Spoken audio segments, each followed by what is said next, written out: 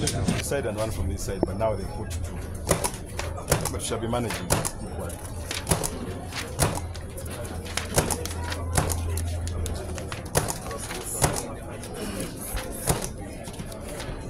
Good morning, gentlemen and ladies. My name is Korobe Antoine from Yoke West constituency in the district. I'm protesting as a solidarity summit.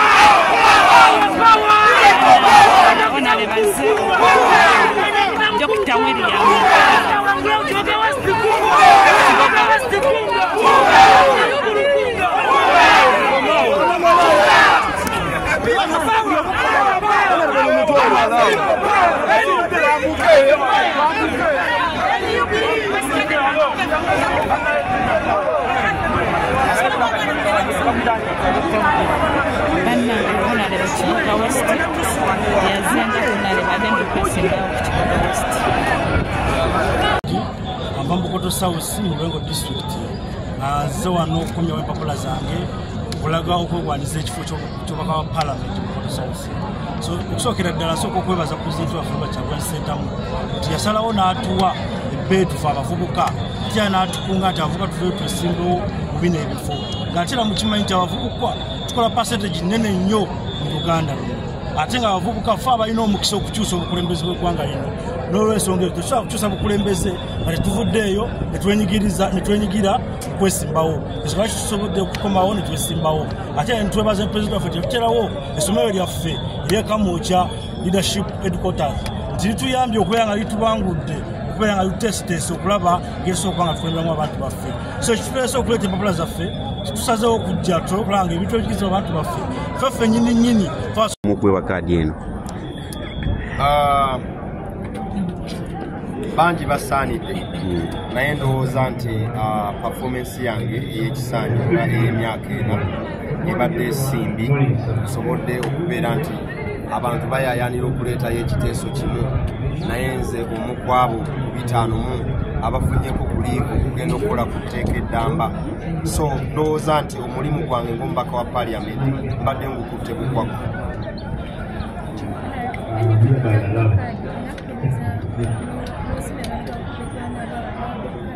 ekyo tekyetaaga na kuddamu kubanga kiri mu mateeka nzize wano okwetaba mazina g'enkima n'olwekyo omukira bwe gunkoonako sirina kwenyeenya nina kukkiriza nti ndi mu mazina ga nkima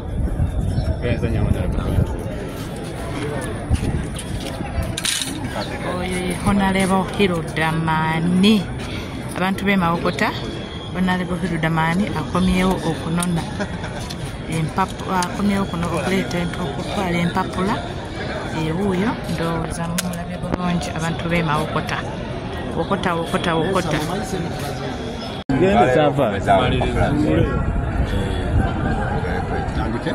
tandika n'amannya Honorable erinnya yenze Kanyike Ronald Evans mbaka wa Parliament wa Koto County East mu Masaka District era nze Shadow Minister avunanyizibwa ku masanyalaze n'ebyobugagga ebyensibo Energy and Mineral Development komeza empapula zange olwaleero eri ekibiina kyaffe ekya National Unity Platform era okuddamu okusaba ekibiina kyange kimpa omukisa kikwatire flag mu kalulu akaddako aka 2026 ndowooza nti mbadde muzannyi mulungi kubanga ekibiina kyange nayingira mu Parliament nga bannabukoloisi banaddemu obwesige naye ekibiina kyange nekindaba nekinnondayo mbeere minisita ku sayidi eno evuganya avunanyizibwa ku masanyalaze n'ebyobugagga ebyensibo omupiira tugusambye bulungi era tiimu gye tulimu eya National Unity Platform kimanyi bulungi nayo eyagala okuuma abazannyi abalungi ndi omu ku bazannyi abalungi ekyo nkyewulira era kapya tukasambye bulungi era nnyina essuubi nti bwe nfuna flaga ey'ekibiina kyange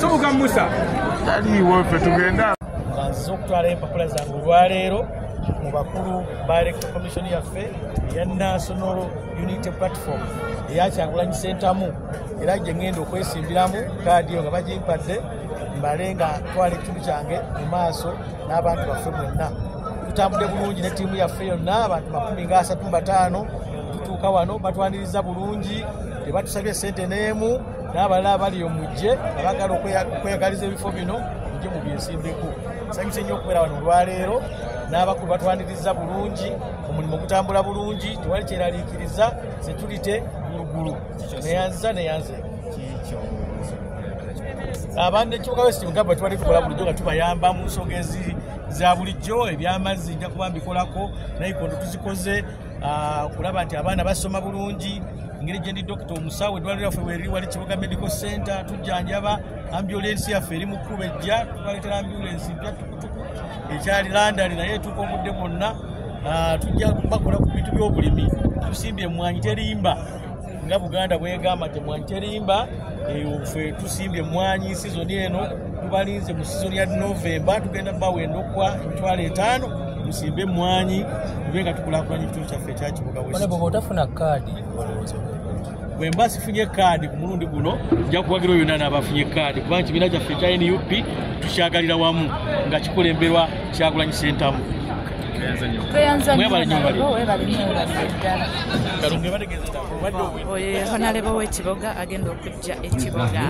Known as the NCT flag raiser of National Unity Platform and currently serving as a councillor of Kampe Division, representing people of Ket Falau. I'm here to submit my application, CV and academic documents. Please allow me, Madam Chair. Please go ahead and submit.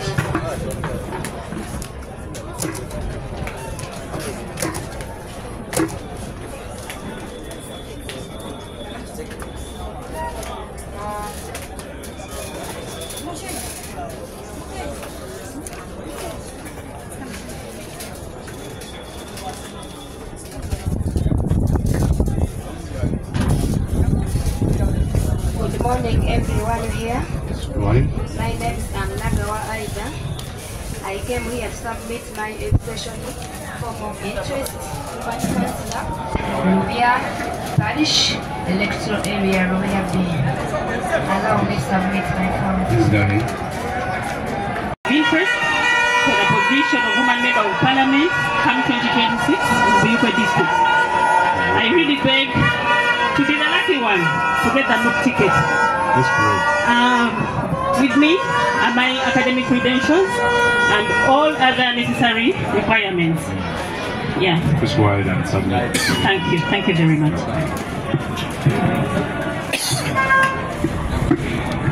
We get on this book.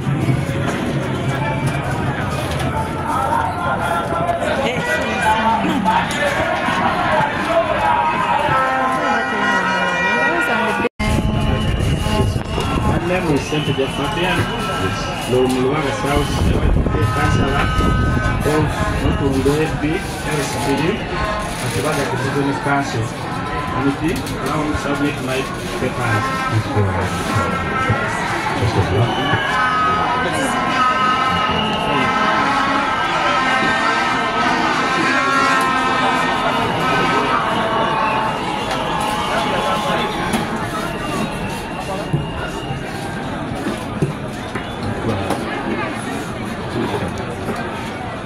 My name, Okedoli John.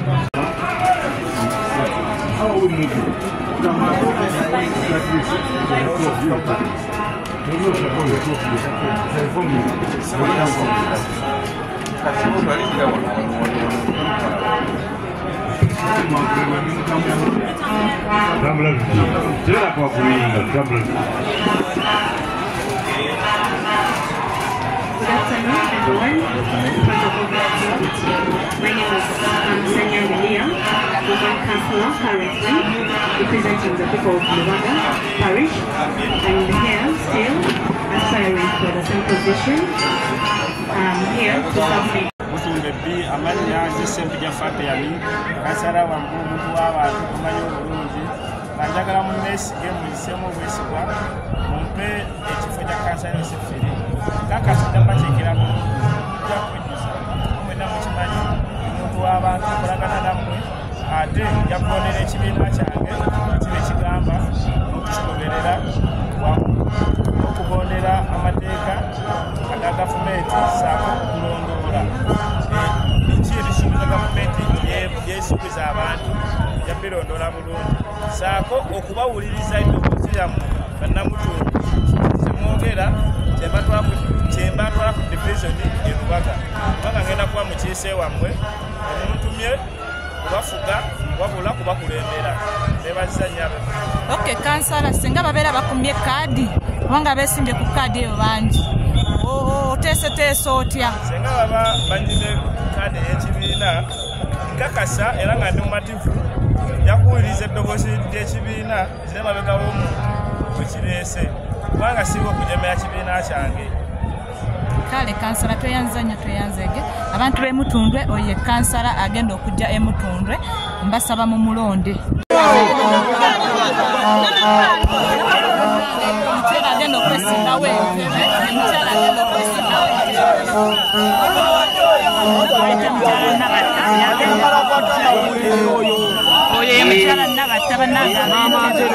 oye mama Ntebe ajja amaanyi ayina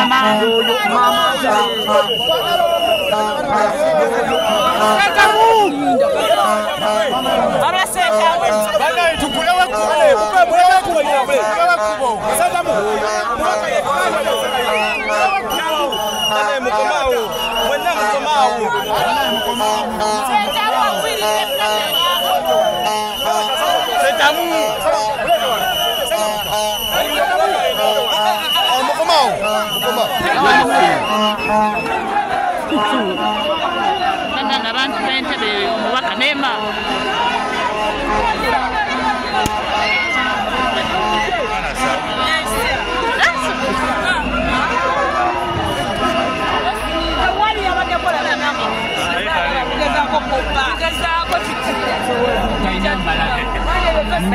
Mama Ntebe huyo so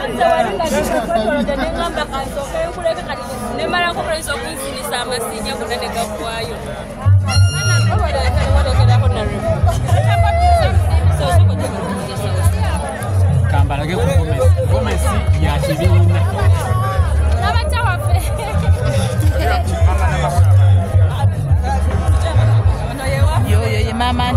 Mama Ntebe oyo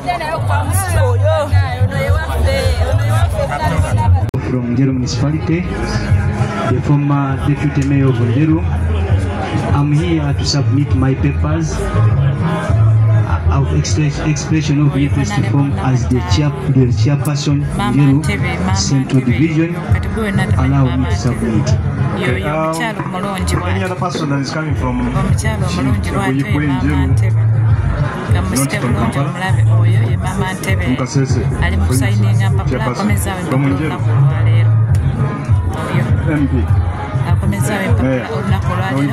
abantu b'Entebbe kansubire nti kaadi gye tulinda kati Mama Ntebe huyo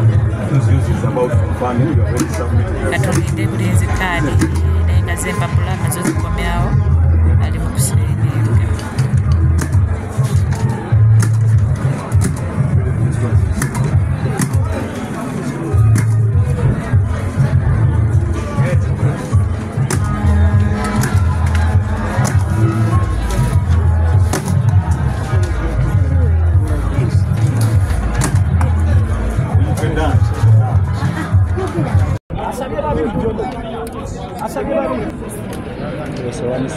eddoboozi lyeyongereko erinnya Nabatanamule Joyce olwaleero ennaku z'omwezi 17 berekeddwako abakulembeze okuva Entebbe nabo baleese empapula era nange nzizizza empapula zange ez'okulaga nti neegwanyiza ekifo ky'obubaka bwa palamenti bw'Entebbe municipality. Abantu b'Entebbe mbasuubiza nti nga bwe ndi nzaalwa yammwe ndi mwana wammwe tumukuziza bwe nzize nga nkolera ekitu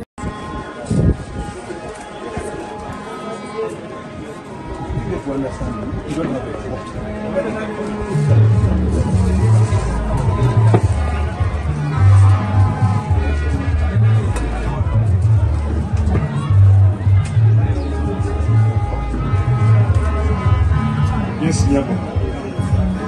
Good afternoon, comrades. Good afternoon, Mama. By the names of Nabatanamule Joyce out Entebbe, I'm here to submit my interest on the post of the direct member of Parliament in Entebbe Municipality. So allow me to submit. Thank you.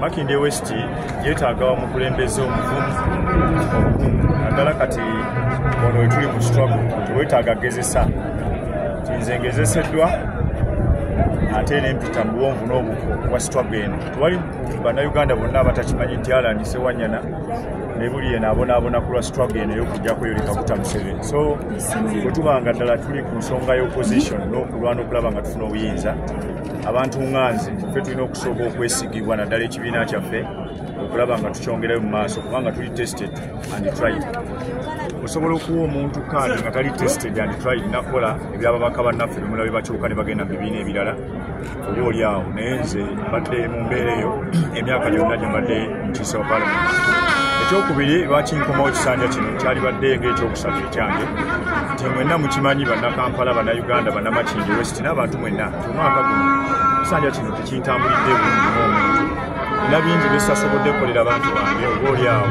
byendowooza nti nga mpeereddwa omukisa ate obulala nja kusobola okubitereeza obulungi ennyo kubanga tulira gavumenti yankwata emyaka 2 nendwala kumpi omwaka mulamba emyaka 3 olabye nti nsaba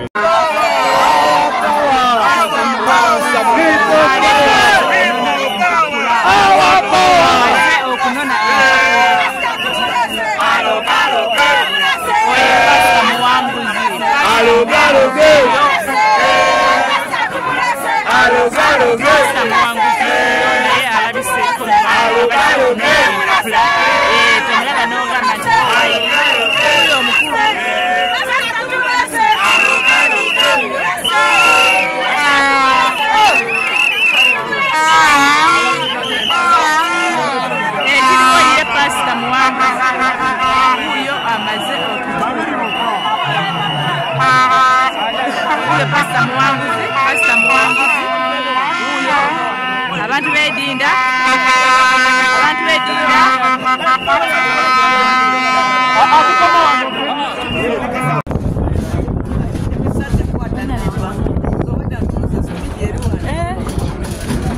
Good afternoon, members of the Electoral Management Committee. My name is Bazira Musa from Komansimbi District. I'm here to formally present my expression of interest forms for the position of Chairman MC5. Kindly receive my request.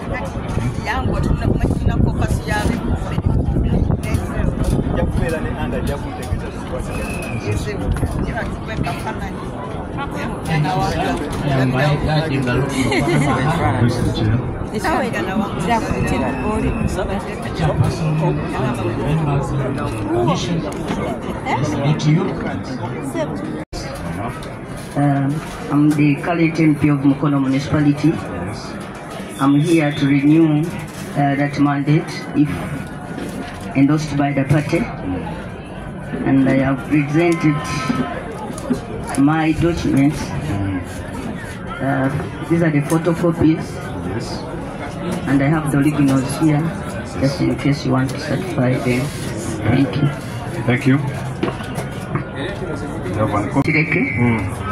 I changed my first name to Bachireke Namboze Betty, and that statutory declaration certifies that, yeah. It's okay.